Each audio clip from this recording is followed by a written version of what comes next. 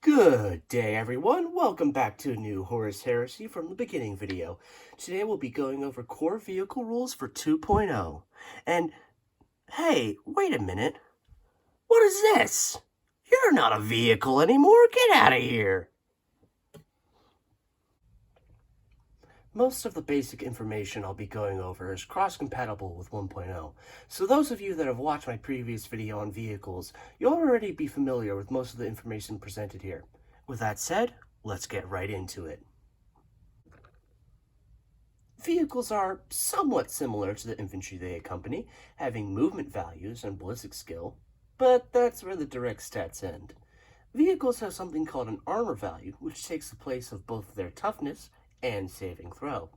It is a lot higher than an infantry's toughness, as the steel and ceramite hide of these mechanical monstrosities are layered in a blade of plating designed to reflect all but the strongest of fire. Armor values range from 10 to 14 and are different on all the sides. Vehicles such as the Rhino, an APC, have lighter armor, being only armor value, or AV, 11 at the front and sides, where vehicles are going to be most armored. Additionally, instead of wounds, vehicles have hull points, acting differently in the way that different effects can occur to them, such as the vehicle damage table, the video for which I made is still viable, and is transferred to 2.0 with only minimal wording changes. When a vehicle reaches 0 hull points, it is not removed from the table unless it explodes. Instead, it becomes a wreck and becomes terrain.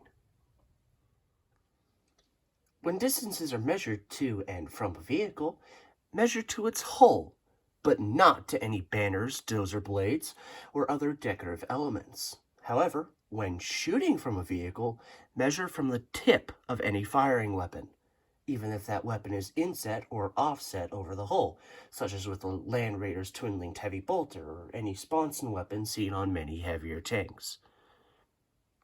In the movement phase, the way a vehicle moves changes the way it can perform in following phases.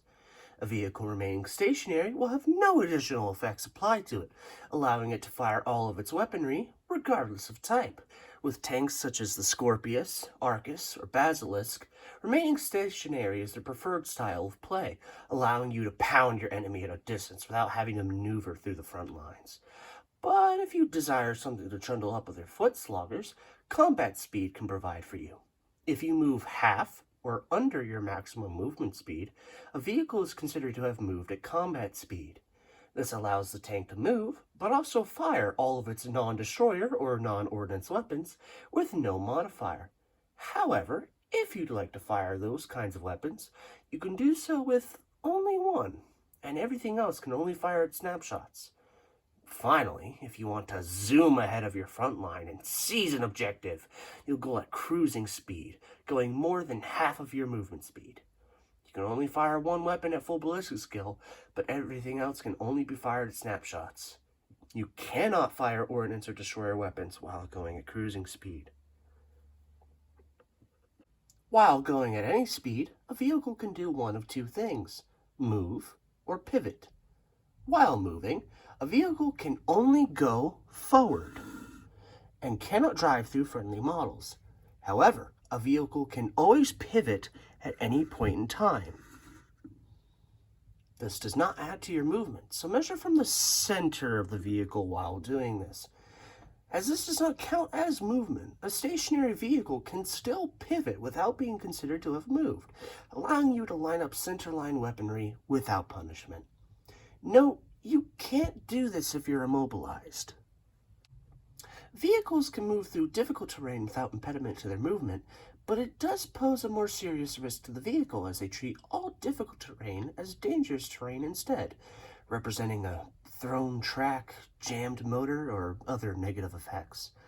When you make a dangerous terrain check, if you roll a 1, that vehicle is immobilized and suffers 1 damage. Ramming a vehicle into the enemy is a terrifying venture, as roaring engines seek to crush the enemy beneath their bulk. Instead of moving, a vehicle can instead ram an enemy unit. If you perform a ramming action, any embarked troops within the vehicle will only be able to fire snapshots in that turn shooting phase. To perform the ram, turn the vehicle towards what you want to ram, then declare how many inches you want to move up to its maximum movement. Then move that vehicle in that direction until it either hits a friendly or enemy unit and reaches the distance declared. No other course corrections are allowed. Additionally, you cannot come into contact with a unit that is locked in combat. If the vehicle would end up coming into contact with a unit locked in combat, it has to end the ram 1 inch away from that unit. If a non-vehicle unit is hit, then it suffers D6 automatic hits. The strength is half the front armor value of the ramming vehicle and with no armor penetration. So for example, a vehicle with front armor value 14 would attack with strength 7. If the ramming vehicle is super heavy, it instead will always hit with strength 10 and the number of hits increases to 2d6. Once all the attacks have been resolved, the unit must make a morale check. If it fails, it immediately falls back. I must interject here with an issue within the rulebook. I normally try not to point out inaccuracies and just work my way through to the intended outcome. But here I must point out an issue that has not yet been addressed. After the unit makes the morale check, to quote the book, regardless of the result of the check, the vehicle stops moving 1 inch away from any other models and does not move any further, end quote. However, later, when the book discusses ramming a unit already falling back, it mentions the following, quote, if a unit falling back is rammed, the unit that is falling back automatically fails its morale check. This also applies if a unit falls back from a ramming attack and the vehicle's remaining movement brings it into contact with them a second time, end quote. I will leave it entirely up to your decision to interpret this, whether you choose rules as written or rules as intended. Don't forget to also discuss this with your opponent so they are aware of your interpretation. But with that said, we'll just get right back into it. If the ramming vehicle hits another vehicle or building, then both automatically hit once against the armor facing the vehicles are in contact with the strength of the attack being equal to half the armor value rounding up. If the ramming vehicle has more starting hull points than the vehicle or building it is in contact with, add 1 to the strength. If the ramming vehicle has a slow or super heavy type, add 4 to the strength. Both players roll off for armor penetration, and any results are immediately applied. Regardless of the results, the ramming vehicles must stop 1 inch away from any models and does not move any further. Additionally, if the ramming vehicle moves into contact with impassable terrain or the board edge, it immediately stops. If the unit being rammed is already falling back, as earlier noted, it automatically fails the morale check. If the unit being rammed is already falling back, as earlier noted, it automatically fails the morale check. Additionally, if a vehicle wants to ram while coming from reserves, it may do so, but must declare it before being placed on the table. Ramming a unit provides a unique reaction, but that's something we'll cover in another video. On to vehicle rules related to the shooting phase. When shooting with a vehicle, you will fire using your ballistic skill, as you would with everything else. However, you have to fire all weapons at the same target, except for defensive weapons, which are defined as weapons with strength of 6 or less, or otherwise labeled as such, and may be fired at the closest visible enemy unit to the defensive weapon. Weapons are also defined by where they are on the vehicle: centerline, sponson, hull-mounted, turret-mounted, and pintle-mounted. Centerline weaponry can only fire in an arc measured by the width of the vehicle, which runs perpendicularly forward. Hull-mounted follows a 45-degree arc, specified on its profile. It's possible to have more than one arc, such as on the Kratos and its front/side turrets. Sponson weaponry has a line of sight on either side of the vehicle, and pintle-mounted and turret-mounted have 360-degree lines of sight, but pintle weapons are always defensive weapons. Some turret-mounted weapons may be coaxial alongside other turret-mounted weapons, such as on the Kratos. When a coaxial weapon fires and gains a hit on the target, the other turret-mounted weapon may re-roll any failed 2-hit rolls. If you want to shoot a vehicle, you first have to check which hull zone you're in. To do this, draw an imaginary line from opposite corners of the vehicle. These are divided by front hull zone, side hull zones, and the rear hull zone. These lines extend indefinitely, so even if a unit can see multiple hull zones, they can only fire at the one they're in. If the unit firing is in multiple hull zones, the individual models fire separately into the hull zones they're in. To wound a vehicle, you must roll against their armor value. This is determined by a d6 plus the weapon's strength. If the result is equal to the armor value, it is a glancing hit, and the vehicle takes 1 damage.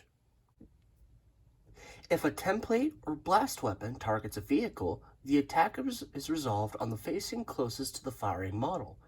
If, for whatever reason, the facing is unclear, the attack is resolved against the side armor. For a vehicle to obtain cover, it needs to position itself carefully. When a vehicle is fired upon, it only gains cover if 25% of the whole section being fired upon is obscured. This takes precedence over gaining cover simply for being in woods or ruins. Additionally, it can only get a 6-up cover save.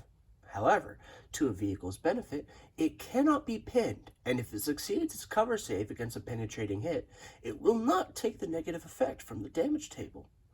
One final thing to note for vehicles and cover: if for whatever reason a unit can see a vehicle, but not the whole zone they land in, they can still fire at it, but the vehicle gains a 5-up cover save as the shots glance off the hull due to the angle. A vehicle in the assault phase can be quite vulnerable. Most vehicles, with the exception of Knights and Titans, cannot charge. When an enemy unit charges a vehicle, all attacks are targeted at the rear hull, no matter where the unit is located, and are resolved in the same way you would resolve a shooting attack, but with melee. Additionally, vehicles are treated as weapon skill 1 unless they're immobilized, in which case they are treated as weapon skill 0. When a vehicle takes a penetrating hit in melee, they will instead take 2 hull points of damage. Vehicles have a couple of other rules which I'll go over now. When it comes to leadership and morale, vehicles never have to make checks or leadership tests. Vehicles can act in squadrons, which are like infantry units. Squadrons must maintain coherency, but within 4 inches instead of the 2-inch hand-holding coherency of infantry squads. Squadrons can move at different speeds and thus fire at different ballistic skills, but still must maintain coherency. Squadrons can shoot through each other as if the other vehicle weren't there. However, they must all target the same unit. The exception to this is sponson weapons that cannot see the target and are thus allowed to target different units. When a squadron is shot at, the controlling player decides which squadron vehicle gets targeted, with the exception of a visible and already wounded vehicle, which must be targeted first. A vehicle in a squadron that is immobilized may be abandoned by the rest of the squadron. After doing so, it is treated as a different unit for all rules and victory condition purposes. A squadron cannot abandon a vehicle if it has only suffered a crew stun result. And that just about wraps up the core vehicle rules for 2.0, guys. This video has been long overdue, and I do apologize for the delay.